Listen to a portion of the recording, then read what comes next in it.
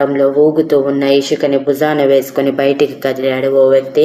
Sudden గా ఎవరో తనని ఎత్తుకోవటంతో ఉలిక్కిపడి కళ్ళు తెరిచిన ఇషిక ఎవరో తనని ఎత్తుకొని ఉండటం, ఫేస్ సరిగా కనిపించకపోవటంతో భయం వేసి గట్టిగా అరవాలనుకున్నది. కాస్త నోరు కట్టేసి చేతులు కూడా కట్టేసి ఉండటంతో ఎవరో తనని కిడ్నాప్ చేస్తున్నారని అర్థం చేసుకుని కాళ్ళు కదిలిస్తూ విడిపించుకోవటానికి ట్రై చేస్తూ మనసులో, ఇవాన్ గారు ఎక్కడ ఉన్నారు మీరు? అసలు రూమ్ లో లేకుండా ఎక్కడికి వెళ్ళారు? వీడెవరో నన్ను ఎత్తుకు వెళ్తున్నాడు, త్వరగా రండి అని ఏడుస్తూ గింజుకుంటూ ఉంది. ఇక భుజాన వేసుకున్న వ్యక్తి తన బ్యాక్ మీద గట్టిగా కొట్టి కుదురుగా ఉండు అని బేస్ వాయిస్ లో చెప్పి ఇషికని కారులో పడేసి స్పీడ్ గా కార్ స్టార్ట్ చేయగానే ఇషికగా తన చేతులు కట్టేసి ఉన్నా సరే అతని మీద పడిపోతూ ఎవరు నువ్వు అన్నట్టు కళ్ళతోనే అడుగుతూ ఆ కళ్ళల్లోకి సూటిగా చూసింది. ఆ కళ్ళు ఎవరివో అర్థం కాగానే కోపం పొంగి అతని కాళ్ళ మీద తన కాళ్ళతో తంతూ ఉంది. అది చూసి అతను నవ్వుకుంటూ, భలే మసాజ్ చేస్తున్నావు, ఇలాగే కంటిన్యూ అయిపో అని చెప్పి ఇషిక చేస్తున్నది పట్టించుకోకుండా వెళ్తున్న రూట్ మీద కాన్సన్ట్రేషన్ చేసి ముందుకి పరుగులు పెట్టాడు. ఇషిక కొట్టి అలసిపోయి సైలెంట్ గా పక్కకి జరిగి కూర్చొని బయటికి చూస్తూ ఉంది. అది చూసి అతను నవ్వుకుంటూ మాస్క్ తీసేసి, అప్పుడే గుర్తుపట్టేశావా? నేనైతే వెళ్లే వరకు ఇలానే కేకలు వేస్తావేమో అనుకున్నాను, బట్ ఇంటెలిజెంట్ ఇష్యూ నన్ను ఈజీగా గుర్తుపట్టేశావు అని అల్లరిగా అన్నాడు ఇవాన్. ఇషిక షార్ప్ గా ఇవాన్ వైపు ఒక చూపు విసిరి మళ్ళీ మొహం తిప్పేయగానే, ఓ అమ్మాయి గారు ఇప్పుడు కోపంగా ఉన్నారా?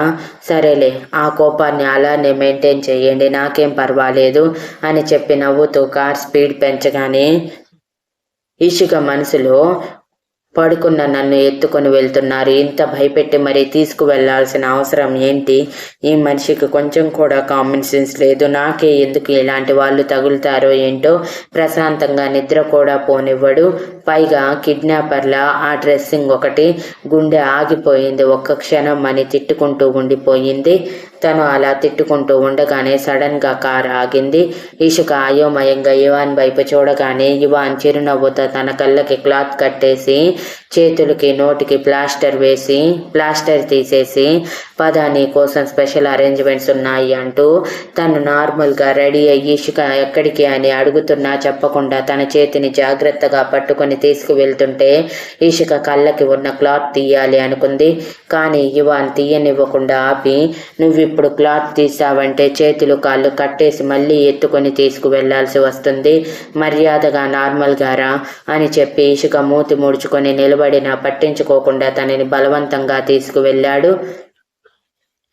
అలా పావుగంట నడక తర్వాత కళ్ళకున్న క్లాత్ తీసేసి, many more happy returns of the day my dear lovely wife issue అని అన్నాడు ఇవాన్ తన చెవిలో చాలా మెల్లిగా. సడన్ గా ఇవాన్ విశేష్కి అయోమయంగా మొహం పెట్టిన ఇషికని చూసి ఇవాన్ తన బుగ్గ మీద పెదవులు నిలిపి, ఈ రోజు నువ్వు మీ అమ్మకి దొరికిన రోజు, నువ్వు పుట్టింది కూడా ఆ రోజేనంట, పుట్టిన నిన్ను వదిలేసి వెళ్ళిపోయారంట, నీ శరీరాన్ని బట్టి డేట్ చెప్పారు, ఇన్ని రోజులు నీకు అవసరం లేదని ఎప్పుడు నీ బర్త్డే గురించి మీ మేనేజర్ని అడగలేదేమో, బట్ నాకు అవసరం కదా అందుకే అడిగి తెలుసుకున్నాను అని చిరునవ్వుతో అనగానే ఇషిక కన్నీళ్లతో ఇవాన్ వైపు చూస్తూ ఒక్కసారిగా అతని చెంప మీద గట్టిగా కొట్టింది. ముద్దు పెట్టి సర్ప్రైజ్ ఇచ్చినందుకు సంతోషిస్తుంది అనుకున్న ఇషిక అలా కొట్టడంతో షాక్ అయిన ఇవాన్ కళ్ళు తేలేసి, ఏమైంది నీకు, దెయ్యం కానీ పట్టిందా? బర్త్డే విషెస్ చెప్తుంటే కొడుతున్నావేంటి అని అడిగాడు. నేను అడిగానా నా బర్త్డే ఎప్పుడో తెలుసుకోమని? నేను అడిగానా నా బర్త్డే సెలబ్రేట్ చేయమని? మీ ఇష్టానికి మీరు అన్నీ చేసేస్తే ఉంటారు ఎందుకు? నాకు నా బర్త్డే చేసుకోవాలని ఇంట్రెస్ట్ ఉంటే ఎప్పుడో తెలుసుకొని ఉండేదానిని, తెలుసుకోలేదంటే ఏంటి అర్థం? నా పుట్టుక తెలుసుకోవటం నాకు ఇష్టం లేదనే కదా.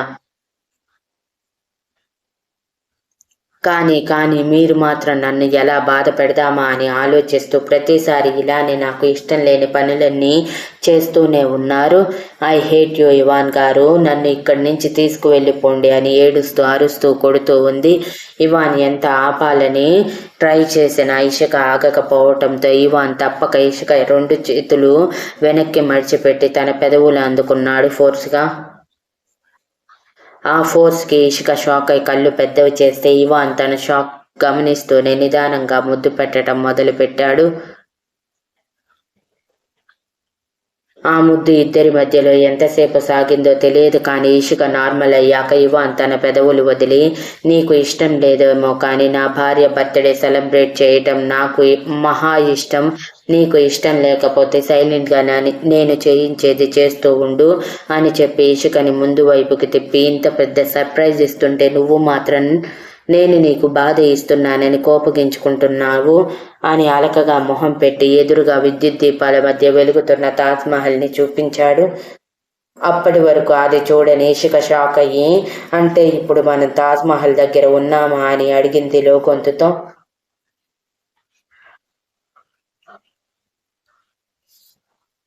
నువ్వు ఇషితతో అన్నావు కదా తాజ్మహల్కి తీసుకువెళ్తానని. బట్ ఈరోజు ఎలా అయినా సింగిల్గా నీతో సెలబ్రేట్ చేసుకోవాలని నిన్ను మాత్రమే తీసుకువచ్చాను.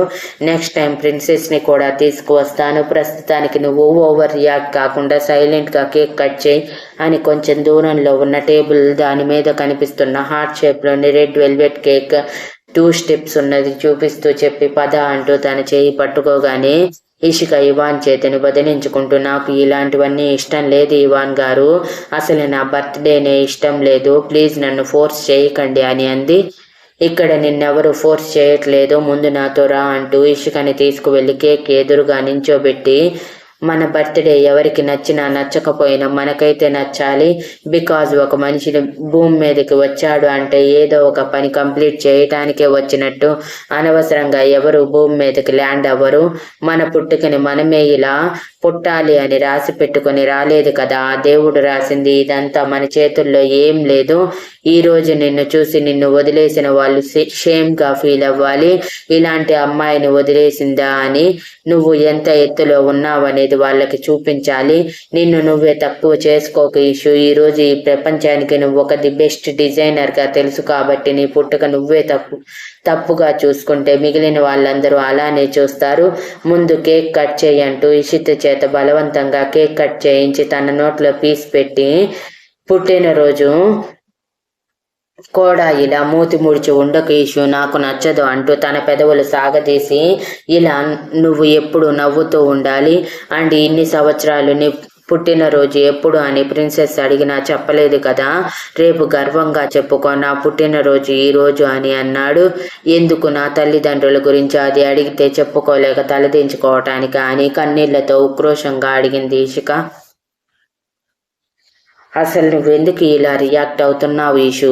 నీలాంటి వాళ్ళు ఎంతమంది లేరు?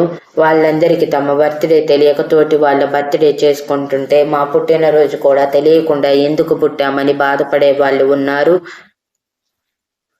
కానీ నీకు ఆ అవసరం లేకుండా నువ్వు పుట్టినరోజు కూడా తెలుసు కానీ నువ్వు మాత్రం నిన్ను నువ్వే తక్కువ చేసుకుంటూ ప్రపంచంలో ఉన్న బాధ మొత్తం నీకే ఉన్నట్టు నిన్ను నువ్వే బాధ పెట్టుకుంటున్నావు. ఆ విషయం అర్థమవుతుందా అంటూ ఇషిక మొహం దోసిలిలోకి తీసుకొని,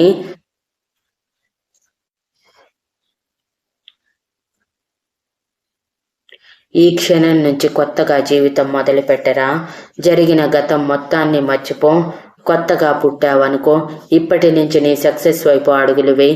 నిన్ను చూసిన ప్రతి ఒక్కరూ ఇదిగో ఇషిక ది గ్రేట్ డిజైనర్ అంటూ గుర్తుపట్టాలి. అంత ఎత్తుకు నువ్వు ఎదగాలి, ఎదిగి చూపించాలి. నీ వెనుక నేనున్నాను. అందరూ నిన్ను చూసి ఇన్స్పైర్ అయ్యేలా ప్రిపేర్ చేస్తాను, సరేనా? ఇప్పటికైనా నార్మల్ అవ్వు ఇషు అంటూ ఇషికని నార్మల్ చేయటానికి ట్రై చేశాడు. ఇషిక కన్నీళ్లతో, కానీ నేను ఎంత ఎత్తుకు ఎదిగినా నా తల్లిదండ్రులు ఎవరని అడుగుతారు ప్రతి ఒక్కరూ అని అంటుంటే, లీవ్ దట్ పీపుల్. నీ గురించి ఎవరైనా అడిగితే వైఫ్ ఆఫ్ ఇవాన్ అని చెప్పు. అంతకు మించి ఐడెంటిటీ నీకు అవసరం లేదు. ఆయన పెళ్ళయ్యాక ఏ భార్య కూడా తల్లిదండ్రుల గురించి చెప్పదు, భర్త గురించే చెప్తుంది. సో ఇప్పటి నుంచి నీ ఐడెంటిటీ నేను, సరేనా అంటూ తన కన్నీళ్లు సున్నితంగా తుడుస్తూ చెప్పాడు. ఇషిక నమ్మలేనట్టు ఇవాన్ వైపు చూస్తూ, మిమ్మల్ని చూస్తుంటే ఒక్కోసారి చాలా ఆశ్చర్యం వేస్తుంది, ఎట్ ఏ టైం భయం కూడా వేస్తుంది. మీరు నిజంగానే మారిపోయారో లేదో అని. ఒకవేళ మళ్ళీ నన్ను ఫూల్ని చేయటానికి మారిపోయినట్టు నటిస్తున్నారేమోనన్న భయం కూడా ఉంది.